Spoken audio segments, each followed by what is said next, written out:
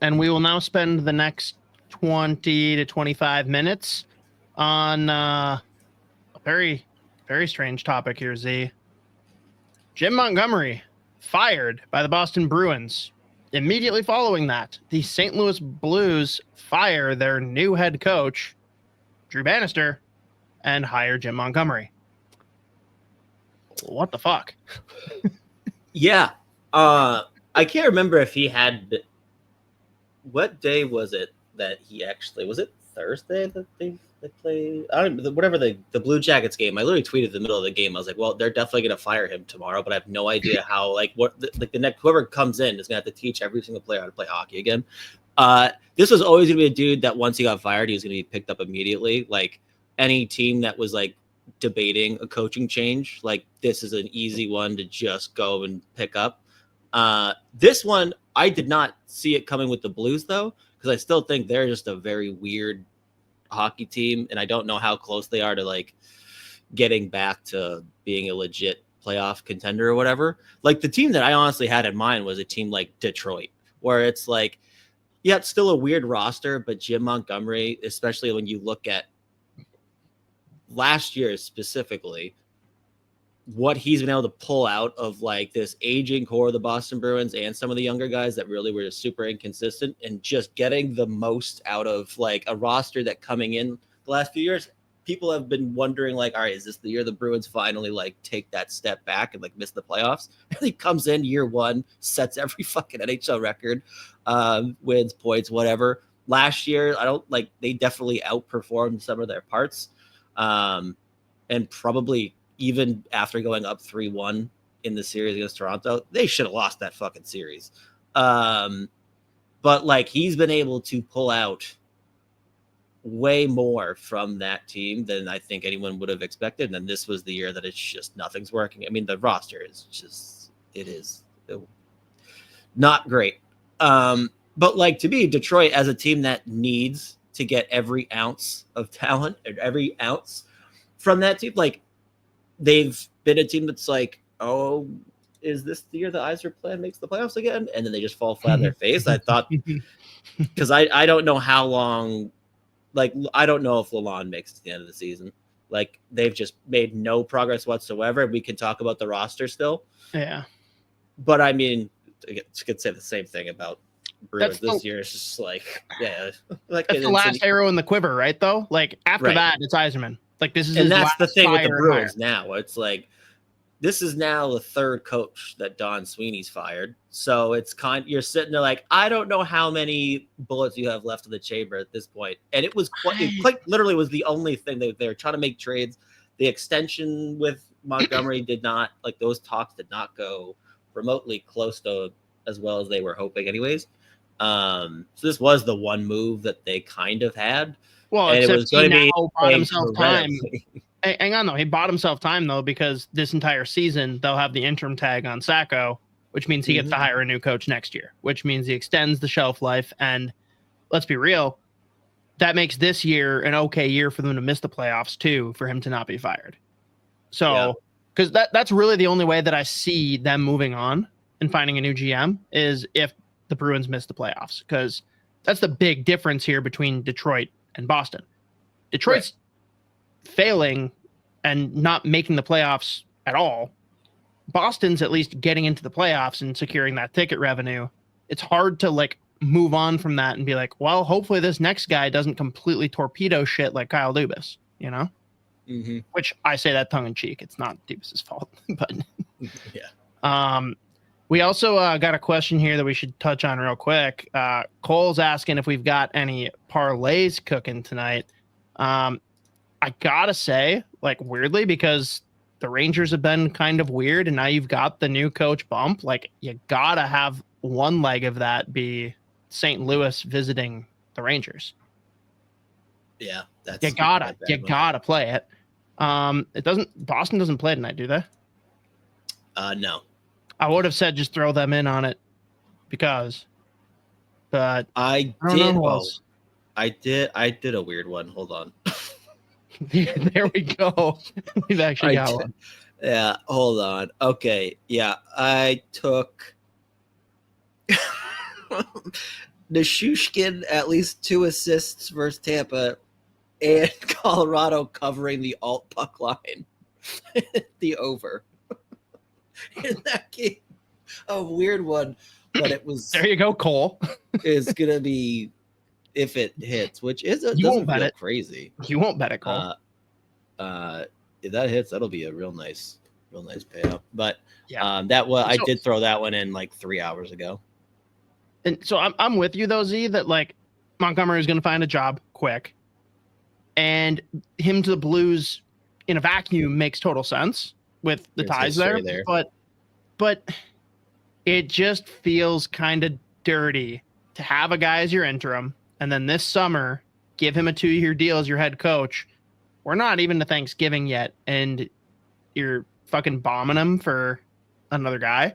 Like, do you think that this was like kind of talked about? They're like, yo, we thought Montgomery was going to be fired and we were going to hire him. He didn't get fired, so we're going to offer you the job. But just know, like, we want Jim. Well, you gotta say that. I thought you were saying one there. I think you did not go. What did you think I was saying?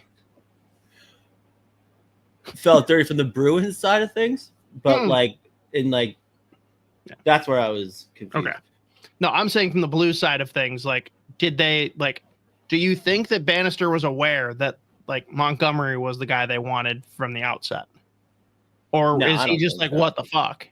I think this was definitely like Bannister being like, what the fuck, man? Okay. I don't think he would have had I don't think people would have expected the Bruins to fire Montgomery. The only like notion that could have been possible was the fact that they didn't extend him in the summer, even though they supposedly tried to and had already started talking to Joe Sacco apparently about like, hey, the extension thing isn't really going anywhere, that's weird. That is the weird part to me, where it's like, oh, but you're also saying that they really didn't want to, and it was kind of like a last minute thing where it was going so poorly that it was the only move that they had. But at the same time, early in the season and the off season, you did apparently have like Sacco was aware that this could be a possibility. Like, how are we here? Like, which one is it, motherfuckers?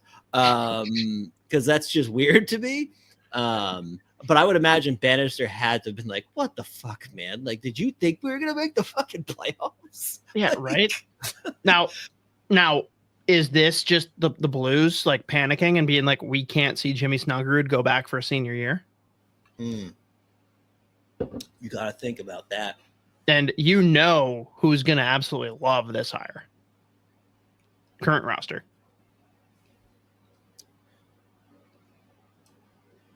No. Nope. A certain player that came from the Rangers, funny enough, that you've always been way higher on than me. Boosh. And that's not, I've always thought he was a good player, but like definitely do not hold him in the same esteem that you typically have. Yeah. No, that's fair. More so related to the contract he got. Yeah. It'll be interesting. Again, the St. Louis Blues is such a weird roster in general, but like if you Montgomery put your hand over their blue line, it's not as weird. Yeah, that's fair. That's fair. If you just don't consider one aspect of the game, but it'll be interesting. I mean, he's gonna give his personality does suit.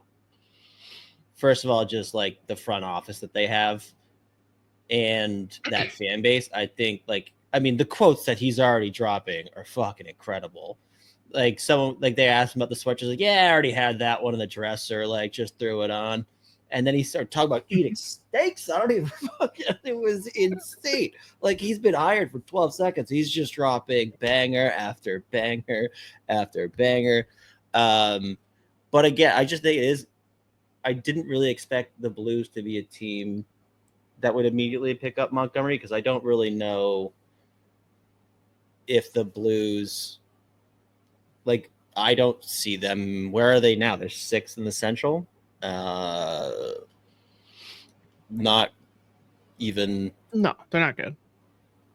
And I don't know if Are they thinking like next year they're gonna like? No, I'm thinking that they're like, this is our coach, and someone else will absolutely hire him. So we're just gonna get this done and say fuck it. That's why it's a 5-year deal. Right. And like part of that too is I'd have to go look at what their like cap situation looks like. I wonder if that expedites making some crazy moves in the offseason. I mean, they should have a couple prospects that might be ready to play next year, but you're obviously not going to bank on that. But if you lock in Jim Montgomery, you have to think that that means there's probably some big investments coming in the offseason as far as bringing guys in and kind of accelerating their plans for when they're planning on being a playoff team again. Dude, how long until really Suter gets waived? No, they'll give him another 5. They'll get also. They actually gave him a 5-year. You didn't see that? They gave both of them 5-year deals. No, I can't even. I can't. I can't. All right. I can't put my food on that one. On the flip side, though, I agree. I do think that's got to mean something is going to shake up the offseason for the Blues. Flyer Voracek asks, what happens with the Bruins UFAs? Do they consider moving Marchand at the deadline if they don't right the ship?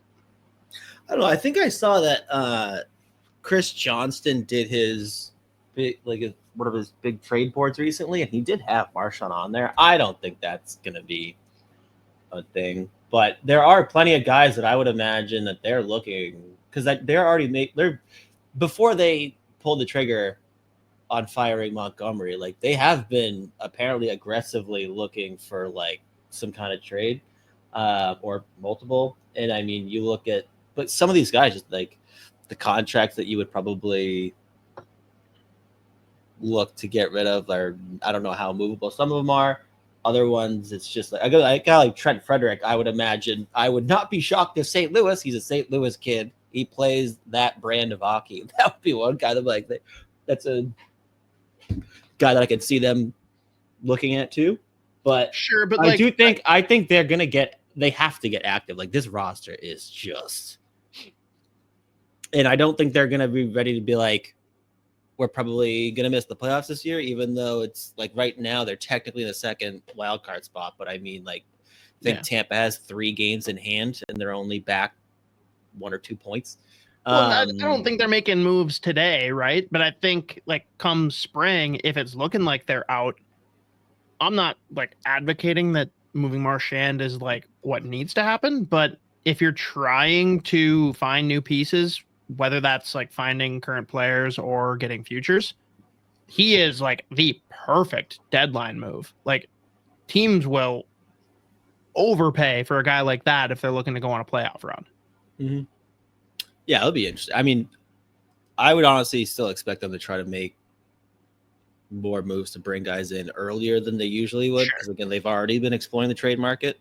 So I mean, we'll see what happens. Guys like Trent Frederick, Charlie Coyle. I mean, like Charlie Coyle's no trade. I think it's like an 8 or 10 team. I can't remember. But like guys like that, I would imagine they're not going to be shy about potentially moving. Even a guy like Pavel Zacha, who I still really like him a lot. But there's just been inconsistency lately with him too. But yeah, it's a very the next few weeks, obviously, now that we're hitting Thanksgiving, like this is good. I feel like this does feel like the year the Bruins start making moves significantly earlier than they otherwise do or usually do. Like they're usually one of those teams that maybe a couple of days before the trade deadline, they'll do something. And that's like crazy. Other than that, they're usually like deadline day shoppers. So we'll see what happens. But yeah, I did not expect the Montgomery to St. Louis and then immediately sign that long-term contract. At the same time, he's been there before.